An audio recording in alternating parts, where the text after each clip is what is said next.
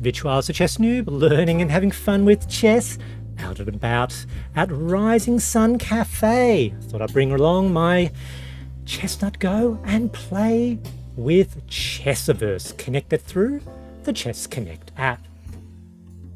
You can use my coupon code ChessNoob64 to get a 20% discount on the premium tier on Chessiverse. Decide to explore their bots and play the next one that I hadn't defeated yet. And happened to be Ray Niche, ELO rating 920. You can see their play style.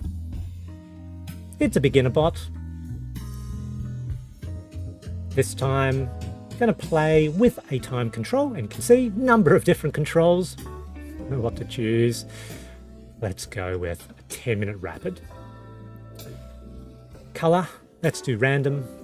I don't mind white or black. Start. And I've got the black pieces. Turn the board around. Chessnut Go, very, very portable electronic chessboard. Absolutely fantastic for taking out and about. I've taken it to various restaurants and cafes before. Ray plays a Scotch Game. Capture.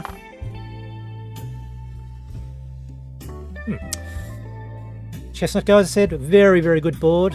Same coupon code, ChessNoob64. You can get up to 17% off if you use some other codes on the Chessnut website. Check out my review. Actually took it to Rising Sun Cafe before as well. And now white plays a very unusual move. Queen to e2. I'd never seen it before. And when I reviewed the game afterwards, this is an exceedingly rare position out of the Scotch. Only about 1 in 30,000 games of the Scotch will go down this way. Now, I had a sense this couldn't be good, but it looked like white was going to use the queen behind the pawn to push it forward. What am I going to do? Decide to just play the bishop.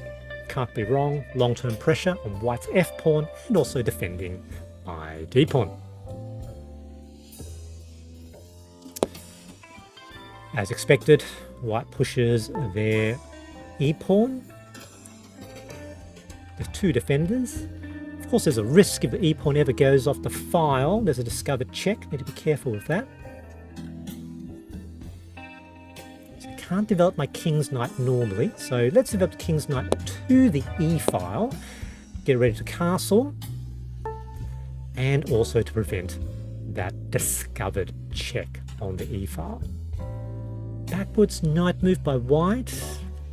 Not sure that's the best move, but maybe the opening diagonal for the queen.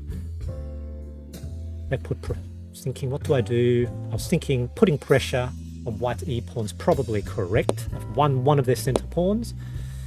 Yep, there we go. Queen to the edge of the board. Now I've got 2 attackers, and white only has 1 defender on that e-pawn. Wasn't sure whether this was some sort of weird gambit. So I decided to focus on king safety, castle to king, get it out of the center.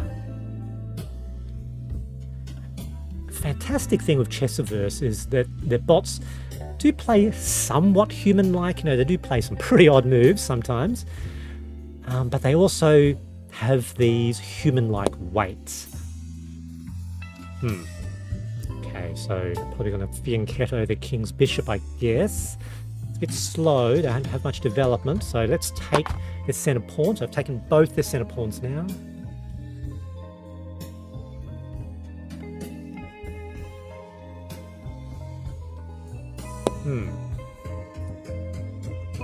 Alright.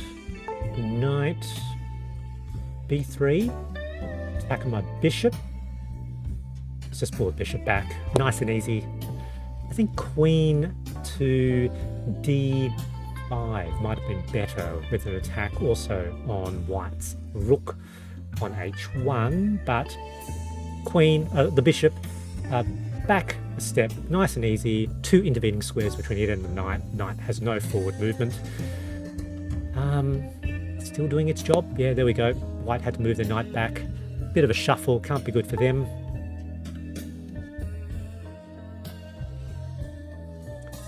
Here, opportunity to develop another piece. Bishop to f5. Pressure on White's c2 pawn, but I was actually thinking of pulling it back to g6 to pressure White's queen. Right, they fianchettoed their bishop. Is anything better?